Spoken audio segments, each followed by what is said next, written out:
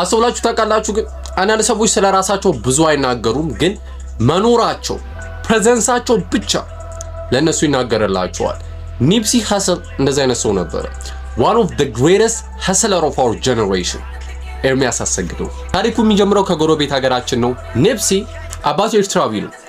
በ18 ዓመቱ ነበር ለመጀመሪያ ጊዜ የአባቱን ሀገር ሊጎበኝ ወደ አስመራ የመጣው። ቡም! እቺ ጉዞ ነች እስከ መጨረሻው አመለካከቱን የቀየረችው። ኒፕሲ ከዚህ በፊት ከባድ የሆኑ ጋንግ ሪሌትድ ክራይሞች ላይ ይሳተፍ ነበር፣ ወንጀሎች ላይ ይሳተፍ ነበር።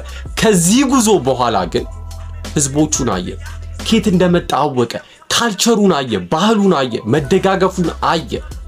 እዚህ ጋር ነው ማራቶን ማይንድ ሴት ቢውልድ የሆኑ ህይወት ራስን ማውጣት ብቻ ሳይሆን ለትውልድ የሚተርፍ ሀብት መገንባት እንደሆነ አንደርስታንድ አደረገ። 2017 ላይ ማራቶን ክሎዚንግ ላውንች ተደረገ። አስተውሉ፣ ይሄ ልብስ መሸጫ ብቻ አልነበረም። ዓለማችን ላይ የመጀመሪያው ስማርት ስቶር ነው። ናይኪ አይደለም፣ አዲዳስ አይደለም፣ ፑማ አይደለም የጀመረው፣ ኒፕሲ ሀስል ነው። እያንዳንዱ ልብሶች፣ ሁዲዎቹ፣ ቲሸርቶቹ NFC ኢንተግሬተድ ናቸው፣ ቴክኖሎጂ አላቸው። ፋኖቹ እየገቡ ልብሱን ሲገዙ በስልካቸው ስካን ሲያደርጉት ኤክስክሉሲቭ የሆኑ ቪዲዮዎችን፣ ዘፈኖችን፣ ኮንቴንቶችን ያገኙ ነበር። እንግዲህ አስቡት፣ ምንም ባልነበረበት 2017 አስቡት እንግዲህ። ለዛ ነው ቢሊዮነር ቲንኪንግ አለው የአፕልን አይዲዮሎጂ ወስዷል የሚሉት። 2018 ቢግ ትሪ ላብ ያለምንም ሪከርድ ሌብል ግራሚ ኖሚኒ የሆነበትን ኢንዲፔንደንት አልበም ድሮፕ አደረገ። በመጨረሻም ይሄ ሰውዬ ራፐር ብቻ ሳይሆን ቪዥነሪ እንደሆነ ዓለም መሰከረች። ስለዚህ ማስተርፒስ አልበም ራሱን የቻለ ቪዲዮ ያስፈልገዋል። ከአንድ ዓመት በኋላ ከፑማ ካምፓኒ ጋር ፓርትነር ሆኑ።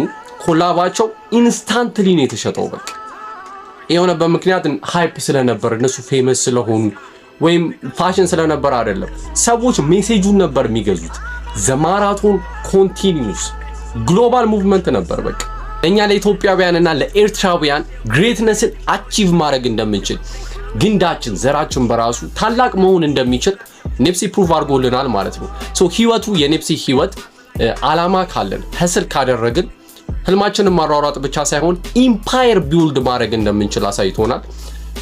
እኔ ሞድለት ማይንድ ሴቱ ከማይንድ ሴቶቹ አንዱ ሞድለት ምንድነው?